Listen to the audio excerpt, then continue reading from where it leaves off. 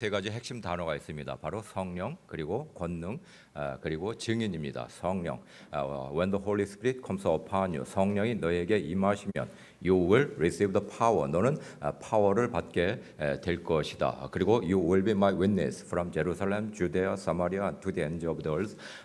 땅 끝까지 이르러. 땅 끝. 여기서 우리가 땅 끝에 대해서 많은 사람들이 우리의 땅 끝이 어디냐? 북한이냐, 예루살렘이냐?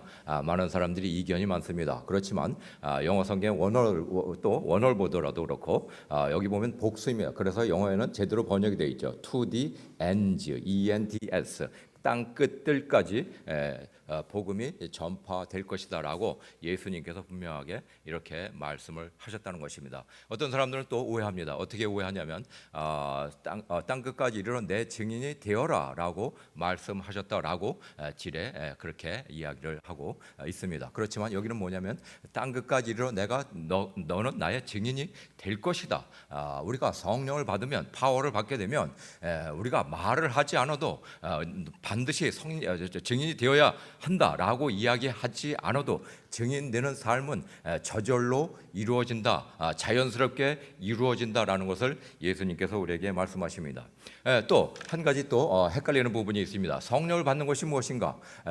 여기에서는 어떻게 보면 복음주의파와 아니면 오순절파와 성경 해석이 다를 수가 있습니다. 성령을 받는 것, 오순절 계통에서는 예수를 믿고 나서 그리고 나서 성령을 받는 것, 2차적인 사건이 이루어진다라고 이야기를 합니다. 특별히 이 사도행전을 보면 성령을 받는 것에 대해서 이렇게 해석할 요지가 충분히 다분히 있습니다. 왜? 예수님께서 살아 계실 당시에 이미 베드로와 또 그 외에 12제자 등등의 수많은 사람들은 예수님을 믿고 있었습니다. 과연 그럼 이 사람들은 성령을 안 받았으면 천당을 갈 것이냐, 지옥을 갈 것이냐 또 분분할 수가 있습니다. 그래서 오순절 계통에서는 2차적인 사건으로 이렇게 묘사를 하고 있습니다. 그러면 우리 장로교단들은 어떻게 해석을 하느냐 상당히 또 관심이 있는 부분 중에 하나입니다. 저는 이 부분에 대해서 상당히 많이 정말 심각하게 고민도 해봤습니다. 과연 성령을 받는 것이 2차적인 사건일까? 그런데 제 모든 질문을, 제 모든 궁금증을 풀어준 책이 하나 있었습니다. 바로 존 스타트 목사님의 성령 세례와 성령 충만이라는 책이었습니다. 여기에 왜 지금은 우리가 이 예수 믿는 사건과 예수 그리스도의 십자가와 함께 예수 믿는 사건과 성령을 받는 사건이 동시에 일어날 수밖에 없는지를 분명하게 아주 조목조목 아주 논리적으로 설명을 해준 책을 만남으로 말미암아서 저는 정말 제가 믿고 있었던 바로 그 여러 가지의 신앙의 틀들 이런 것들이 잘못된 것이 아니구나라는 생각을 해본 적이 있었습니다. 성령, 파워, 증인, 특별히 우리가 성령을 받고 여러분들 다 파워를 받은 사람이라고 생각을 합니다. 그리고 이제 증인되는 삶들을 살고 있다라고 생각을 합니다. 또 다른 형태지만 저도 마찬가지로 그런 증인되는 삶을 살고 있는데 그런 것들을 여러분들에게 함께 나누는 그런 시간이 되었으면 좋겠다라고 생각을 합니다. 저는 23년 전, 거의 22년 전, 23년 전 제가 중국에 가게 되었습니다. 30대 초반에 가게 되었는데 과연 언제 하나님께 적어도 한 3년만이라도 해외에서 복음을 전하는 일들을 한번 해볼 수 있을까 생각하다가 기도하다가 30대를 생각을 해봤습니다. 왜냐하면 전체 인생을 제 인생 최하진의 인생을 전체 이렇게 펼쳐보았습니다. 60대 할까, 70대 할까, 50대 할까, 은퇴 후에 할까 여러 가지 생각해봤지만 어두일미라는 말 있잖아요. 물고기는 대가리가 맛있다. 그런데 사람 고기는 대가리가 맛있다는 말이 없는 것 같아요. 역시 가운데 토막이야. 그래서 30대를 한번 들여봐야 되겠다. 이런 생각을 하고 그리고 중국에 선교사로 가게 되었습니다. 3년만 할 걸 생각하는데 하나님은 저를 놓지 않으시고 22년까지 거기서 놓아주지 않고 계십니다. 그렇다고 해서 제가 행복하지 않은 것이 아닙니다. 불행한 것이 아닙니다. 아주 즐겁게 증인의 삶을 살고 있습니다. 제가 중국에 가서는 처음에 대학 교수를 하면서 그러면서 이제 젊은이들을 집에 초청을 했어요. 왜? 중국에서는 어떤 캠퍼스에서나 교실에서나 노방에서나 절대로 예수님에 대해서 이야기할 수가 없어요. 할 수 있는 방법은 그렇다고 해서 없는 것은 아닙니다. 집에 초대했어요. 처음에 10명 정도 초대했습니다. 그리고 나서 밥을 먹였습니다. 역시 밥 속에 복음이 있다는 사실 제가 발견하게 되었어요. 또 밥 속에 복음을 심어놓고 그리고 밥을 먹여줍니다.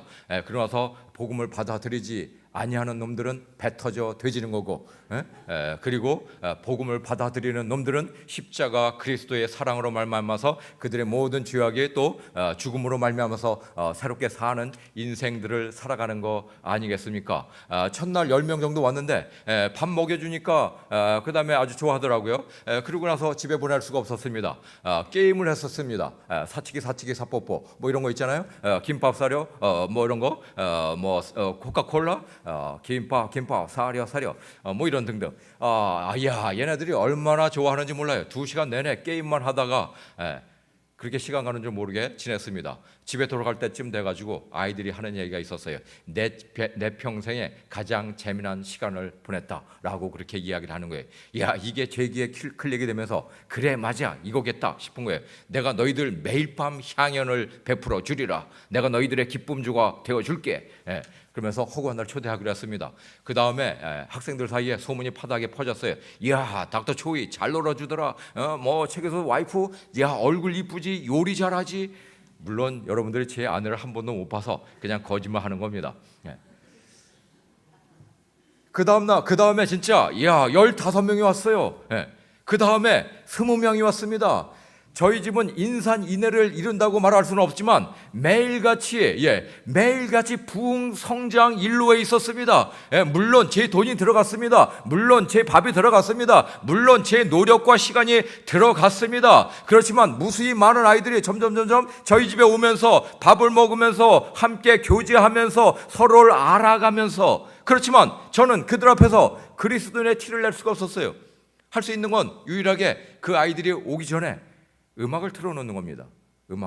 크리스찬 음악을 틀어놓는 거죠. 나 같은 죄, 아주 무드 있게 성령 충만한 집안으로, 정말 성령 충만하게 집안이 가득하게 변합니다.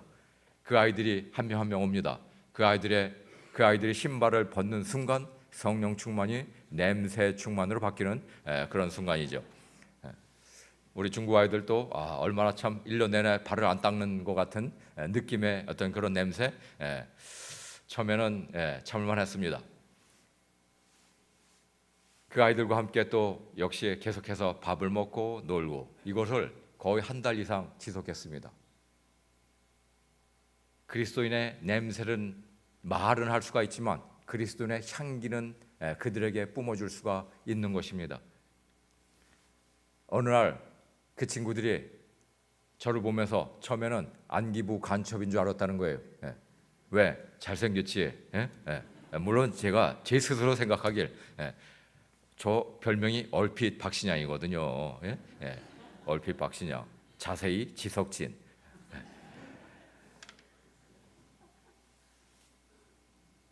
그런 다음에 또 인텔리전트하게 생겼지. 박사예요. 밖에서 죽을 사람. 죄송합니다. 아침부터 이렇게 농담을 해서 그 등등의 하여튼 그러면서 안기부 간첩인 줄 알았는데 선생님이 우리들을 이렇게 사랑하는 걸 보니까 전혀 그런 것 같지 않습니다. 아무런 조건도 없이 이렇게 밥을 먹여주고 같이 놀아주고 때로는 영어도 가르쳐주고. 영어 쉽잖아요. 얘네들 이런 거 몰라요. 읍스 이런 거 모르거든요. 이런 거 모르거든요. 이런 거 가르쳐 주면서 그러면서 이제 시간을 보내는데 어느 사이에 친구가 된 겁니다. 방학이 되었어요. 그때까지 예수를 전하지 않았습니다. 예수를 전하기에 충분한 그런 때가 되었었습니다. 근데 방학이 되면 해서 얘네들이 집으로 돌아가는 거예요. 안 되겠다 싶은 거예요. 이 아이들을 방학 동안에 집에서 먹이고 재워야 되겠다. 그러면서 함께 있어야 되겠다. 아이들에게 제안했어요. 거의 15명이 우리 집에서 먹고 자고, 그 다음에 한 5명 정도 시내에 있던 애들이 저희 집에 와서, 그러면서 한 20명이 저희 집에서 2달을 이렇게 지내는 거였습니다. 제 아내가 물론 상당히 고생을 많이 했죠. 왜? 밥을 많이 했어야 되니까. 그리고 아침 일찍 일어나야 되니까. 그러면서 정말 졸린 눈 비벼가면서 쌀을 씻어가면서 그들을 위해서 밥을 지어야 되는데, 나중에 알았습니다. 이 아이들이 감동한 그 순간이 언제인지 아십니까? 제 아내가 눈을 비비며 나오는 순간이었어요. 그리고 그 졸린 눈 비비면서 그리고 쌀을 씻는 그 순간에 저 사모님이 왜 우리를 위해서 이렇게 수고를 하실까, 이 생각을 하면서 감동을 했다는 거예요. 방학이 끝날 때쯤 돼가지고 한 아이가 저에게 찾아왔습니다. Dr. Choi, I have a question. 질문이 있습니다. 뭔데? 물어봤어요. 선생님은 도대체 누구십니까? Who are you? 이게 진짜 질문이에요. 야, 이놈이 나를 이제 드디어 공안에 신고하는구나 싶었어요. 근데 감사하게도 다행히 이 친구가 이어서 하는 말이, 내가 선생님을 지난 6개월 동안 지켜보면서 정말 선생님 뭔가 달랐습니다. 너무나 행복했습니다. 너무나 즐거웠습니다. 난 20여 년 동안 이 중국 땅에서 태어나서 살면서 내가 지금까지 한 번도 행복하다고 생각했던 그런 적이 없었습니다. 나와 선생님은 무엇이 다를까 생각해 보았습니다. 제가 얻은 결론이 하나 있습니다. 선생님은 뭔지 모르지만 내가 가지고 있지 않은 그 어떤 것을 가지고 있습니다. You have something different. 도대체 그것이 무엇입니까? 딱 묻는 거예요. 야, 드디어 이놈이야말로 익은 고구마구나 싶었어요. 인정사정 볼 것 없이 찔러 대야지. 그래서 그때 예수님을 소개해 주기 시작했습니다. 나는 네가 알다시피 크리스찬이야. 내가 너에게 예수님에 대해서 한 번도 이야기한 적은 없지만 나는 크리스찬이야. 크리스찬이는 뭐냐? 예수님을 믿는 사람이라는 거야. 근데 그렇다면 예수님에 대해서 궁금하지 않니? 예수님은 이 땅 가운데 오신 정말 하나님과 동등하신 하나님이셨어. 근데 그분이 인간으로 이 땅에 오신 거야. 우리를 섬기러. Not to be served, but to serve. 섬기러 오셨지 섬김을 받으러 오신 분이 아니야. 난 예수 믿는 사람으로 이 중국에 온 이유가 있단다. 내가 교수로서 묘로서 너희들의 존경을 받고 싶어서 섬김을 받고 싶어서 절대 아니야. 너희들을 섬기고 싶어서 왔단다. 오히려 내가 너에게 고마워. 왜? 섬길 기회를 네가 나에게 주었으니까. 이때 이 친구가 엄청 감동하는 거예요. 오히려 내가 고맙다니까. 그때부터 이 친구가 울컥하면서 눈물을 흘리기 시작하는 겁니다. 어느 정도 진정하고 나서 이 아이가 저에게 한 얘기가 있어요. 나도 그렇다면 어떻게 예수를 믿을 수가 있겠습니까? 딱 묻는 거예요. 요한복음 3장 16절 이야기해 주면서 누구든지 예수 믿는 그 순간 하나님의 자녀가 된단다. 그날 그 친구와 예수님을 주님으로 영접했습니다. 그 이후에 저희 집에서 살았던 그 20명, 6개월 이내에 1명, 2명, 3명, 4명 다 예수님을 주님으로 영접했습니다. 할렐루야, 할렐루야. 생각해 보세요. 하늘에서 말이죠. 예수님께서 말이죠. 얼마나 기뻐하실까? 춤을 추실 것 같은 그 모습을 상상을 했습니다. 왜? 한 명, 또 한 명, one more, 한 사람, 계속해서 천국 문을 두드리게 되면서 말이죠. 그래서 예수님께서 천국 문을 열시면서 그래, 너 왔구나, 웰컴. 하나님께서, 예수님께서 천국에서 웰커밍 파티를 하시는 그 예수님을 상상을 하면서 저는 얼마나 즐겁고 얼마나 기뻤는지 몰라요.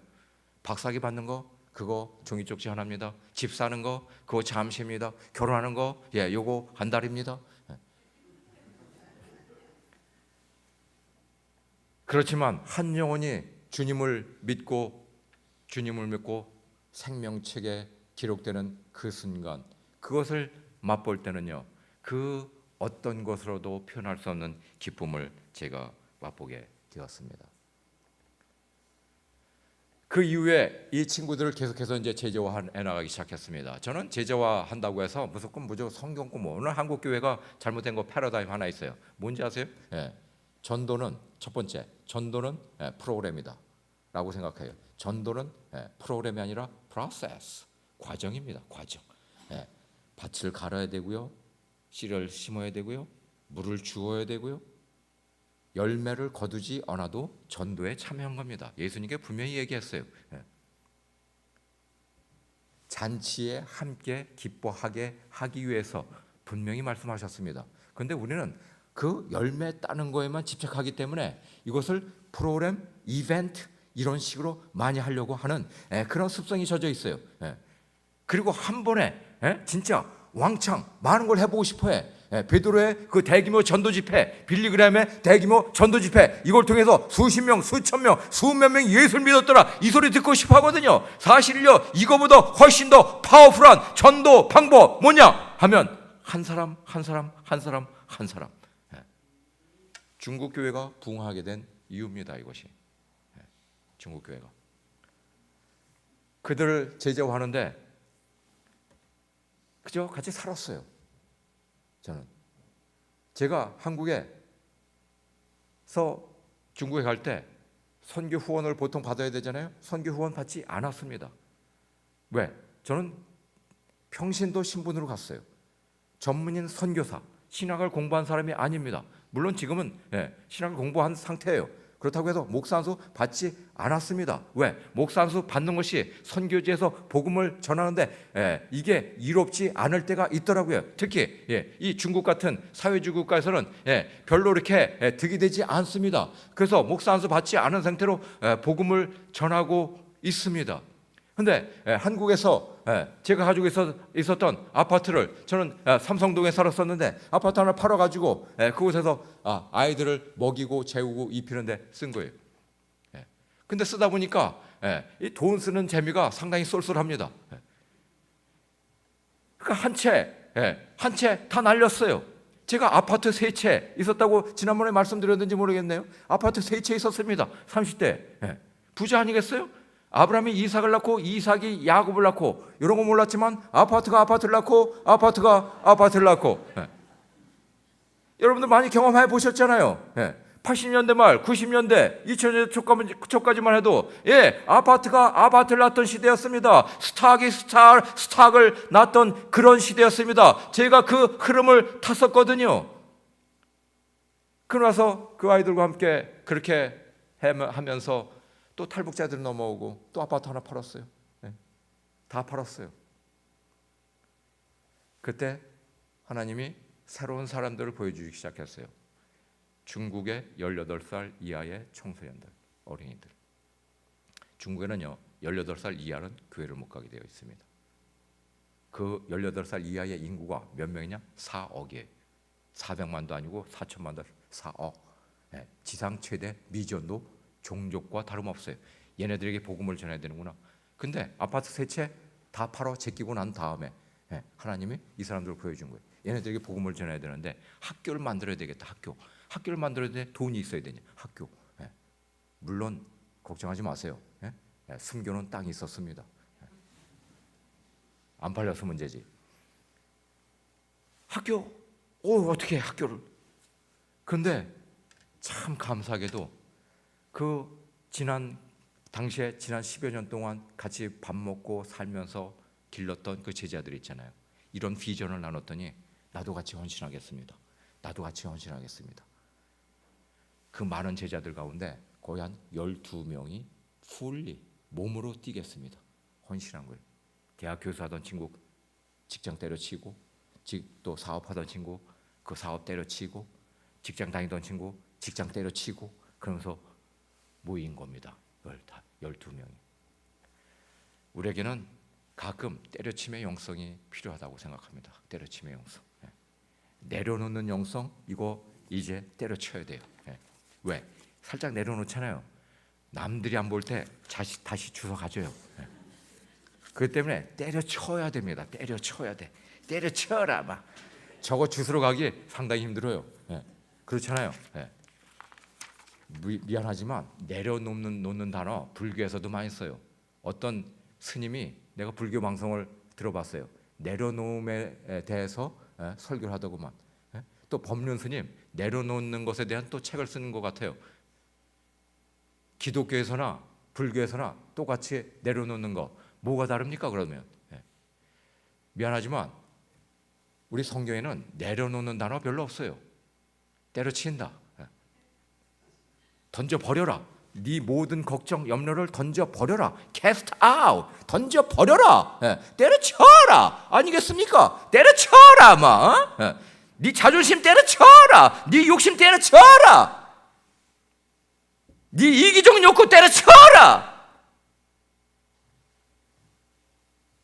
우리 기독교는 때려치임의 영성이지 내려놓음의 영성이 아니에요. 여러분들이 가지고 있는 거 이 아침에 때려치시기를 바랍니다. 때려치시기를. 때려치시. 그래서 주님께 드리는 거죠. 주님께. 그 12명의 제자들 덕분에 지금 학교가 만들어졌고 학생은 약 1200명에 교직원은 250명. 1200명 가운데 300명은 한국 아이들. 처음에 한국 아이들 별로 난 달갑지 않았어요. 왜? 내가 중국까지 가가지고 한국 아이들 위해서 개고생할 이유가 없었거든요. 근데 기도했습니다. 한국 아이들 받아야 된다. 하나님의 음성이 들렸어요. 내 마음 가운데. 아, 이 아이들을 훈련시켜서 선교사로 써야 되겠구나.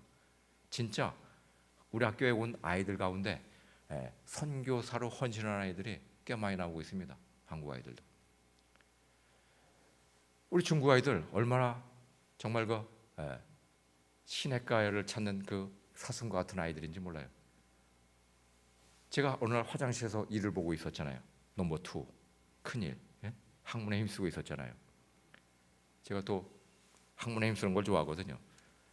근데 복도를 통해서 발자국 소리가 들려더니 내가 있는 화장실에 온 거예요. 그때 아무도 없었거든요. 아이가 오더니 이야기를 하는 거예요. 야, 아무도 없는 것 같다. 창가로 가자. 할 얘기가 있어. 누가 들으면 안 돼? 이러는 거예요. 속닥이면서. 야, 화장실에서 아무도 없는데 속삭이면서 누가 들으면 안 돼? 할 얘기가 있어? 이놈들 분명히 누구를 왕따시키려고 한다든지 선생을 욕하려고 한다든지 뭔가 모함을 꾸미는 놈들이에요. 내 과거 전략상 똑같아. 그래서 이놈들 뒷덜미를 잡아야 되겠다 싶었던 거예요. 그래서 얘네들의 대화를 또 방해하면 안 되잖아요. 그래서 제가 I stopped my business. 이제 하던 일을 멈췄어요. 그러고 나서 이제 학문에 힘쓰던 걸 뒤에 힘쓰기 시작했어요. 깜짝 놀랐어요. 그 중에 한 녀석이 일주일 전에 예수를 믿은 겁니다. 그리고 자기의 베스트 프렌드를 화장실에 데리고 온 거예요. 그러면서 이 아이에게 하는 말이 뭔지 아세요? 야, 내가 얼마 전에 예수 믿었어. 하나님 알게 된 거야. 하나님 알게 되고 나서 믿고 나서 얼마나 기쁜지 몰라. 얼마나 행복한지 몰라. 너도 같이 예수 믿으면 얼마나 좋겠니? 하면서 복음을 전하고 있었습니다. 그때 그 감동은요, 이루 말할 수가 없었습니다. 그 진짜 나도 모르게 흐르는 그 눈물은요, 주르르 너무나 감격스러워가지고 인기척을 낼 수 없었습니다. 정말 눈물 흘리면서 하나님을 찬양하면서 그 화장실에서 하나님, 저 화장실에서 저 교실에서나 이런 데서 복음을 전할 수 없으니까 자기의 친구를 화장실에까지 데려와서 복음을 전하는 저 아이들 하나님 보시기에 얼마나 기특하겠습니까? 얼마나 아름답겠습니까? 얼마나 사랑스럽겠습니까? 제가 듣기에도 그런데 말이죠. 하나님, 저 아이들과 함께 죽을 때까지 복음 전하기를 원합니다. 제가 나도 모르게 진짜 그런 고백의 기도가 나오더라고요. 우리 한국 아이들 처음에 예수를 믿는다고 교회를 다녔다고 해서요, 대화하는 거 보면 예수를 믿는 게 아니에요. 그냥 교회 갔다 왔다 하는 거지. 일단 오면 처음부터 뭘 묻냐? 꿈을 물어봐요. 꿈을. 네 꿈이 뭐니? 의사요? 뭐요? 다들 보면 자기 욕심 차리는 거예요. 자기 밥 먹고 살겠다는 거예요. 부모에게 학습된 꿈이야. 다. 중국에 왜 왔니? 앞으로 중국 시대라. 중국어도 잘하고 또 만방학교 영어도 잘 가르치니까 중국어, 영어 두 가지 다 잡아가지고 세계에서 한번 좀 유명한 무역인이 되고 싶습니다. 뭐가 되고 싶습니다. 뭐 돈 많이 벌어보고 싶어서 이따위 소리 다 하는 거예요. 첫 번째 메시지가 뭔지 압니까? 한국 아이들에게 주는 메시지. 네 꿈이 뭐냐? 다 물은 다음에 꿈을 깨라 이놈들아. 니네들 꿈 다 개꿈이야 이놈들아. 진정한 자기 부인은 어디서부터 시작이 되느냐? 자기 가지고 있는 꿈부터 깨고 버리는 것부터 자기 부인이 시작이 되는 겁니다. 예수님의 토대 속에서, 말씀의 토대 속에서 자기 꿈이 이루어져야지. 다 세상에 어떤 그 생존을 위한 꿈을 하나씩 다 가지고 있어요. 이건 진정한 꿈이 아니라 개꿈입니다. 다 개꿈 깨버려야 돼요. 그러면서 이 아이들이 신앙이 자랍니다. 마지막 졸업할 때 주는 메시지 뭔지 아십니까? 내 부모를 실망시켜라. 이게 우리가 우리 학생들에게 주는 졸업 메시지예요. 네 부모를 실망시켜라. 왜? 우리 부모들은 하나님께 헌신하는 것을 별로 바라지 않아요. 미안하지만 신앙 좋은 건 어느 정도 바라. 그건 대충 교회 열심히 다니고 나쁜 짓 하지 말라는 얘기예요. 파워풀한 크리스찬 되는 걸 별로 원하지 않습니다. 주님께 헌신하는 이거 크게 원하지 않습니다. 세속적인 어떤 성공 이런 것에 더 집착하고 있습니다. 그래서 네 부모의 세속적 기대를 저버려라. 그리고 하나님의 기대를 부응하라. 이게 우리가 그들에게 주는 졸업생 메시지입니다. 그래서 그런지 많은 아이들이 선교사로 헌신하고 있어요. 또 지금 중국에서 중국 칭화대, 북경대 학생들에게 많은 아이들이 지금 복음을 전하고 있습니다. 주일마다 복음 전하는 소식들을 우리에게 들려주고 있어요. 얼마나 기쁜지 모릅니다. 저는 이제 놀고 먹어도 돼요. 왜? 걔네들이 복음 전하는 거 다 또 나와 같이 함께 나누는 거 아니겠어요? 전 지금 죽어도 여한이 없어요. 사실 죽고 싶지 않지만. 캐나다에선 하워드라는 친구가 있어요. 이 친구가 캐나다 코스타에 제가 강사로 나가서 강의를 한 적이 있었는데 이때 아마 헌신하겠다라는 생각을 했나 봐요. 인디애나 대학을 정치를 하려고 해서 인디애나 대학을 갔는데 이 친구가 1학년 마치고 저한테 이메일을 왔어요. 내가 휴학하고 내가 당신네 학교에서 1년 정도 헌신하고 싶습니다. 아니 대학교 1학년이 뭘 할 수 있겠어요? 중학교, 고등학교에서. 근데 우리가 유치원까지 있었는데 유치원 아이들이 병아리 때처럼 다니는 걸 보면서 유치원 아이들에게 헌신하면 되겠다 싶어가지고 오라 그랬어요. 그래서 근데 많은 장애물이 있었습니다. 특별히 부모님들이었습니다. 부모님들이 다 반대했어요. 자기 친구 데이빗이라고 있어요. 그 데이빗은 그 교회 목사님 아들이었어요. 그 타워드의 아버지가 대뜸한다는 말이 아니 네 친구 가도 선교사라고 가도 네 친구 데이빗이 가야지. 목사님 아들이 가야지. 왜 잡사 아들이 가야 돼 이놈아. 그렇게 말씀하시던 아버지였습니다. 하워드가 아버지에게 했던 얘기가 뭔지 아세요? Father, Daddy, I need to obey my parents. 내가 부모님께 순종해야 됩니다. 순종할 필요가 있습니다. But I have to obey God first. 그러나 내가 하나님에게 먼저 순종해야 되겠습니다. 그 하워드가 그 부모에게 이렇게 얘기를 했어요. 부모는 그 말에 반대할 수가 없었어요. 할 수 없이 저희 학교에 보냈습니다. 1년 헌신했는데 2년 동안 헌신하고 다시 미국으로 돌아갔어요. 돌아갔는데 전공이 바뀌었습니다. 앞으로 졸업하고 저희 학교에 다시 와서 평생도록 선교사로 쓰임 받기로 헌신했습니다. 아버지도 좋아하셨습니다. 이제 더 이상 반대하지 않습니다. 아들이 행복한 길이 어떤 길인가 자기가 알게 되었노라고 고백했습니다. 증인되는 삶, 이것은 고행의 삶이 아니라 우리에게 즐거움과 기쁨을 주는 그러한 삶입니다. 여러분 이 아침에 그리스도의 성령을 받으신 여러분들로서 파워를 받고 그리고 증인되는 삶에 정말 그 기쁨을 누리시기를 주님의 이름으로 축원합니다. 같이 기도하겠습니다. 우리 함께 오늘 말씀을 생각하면서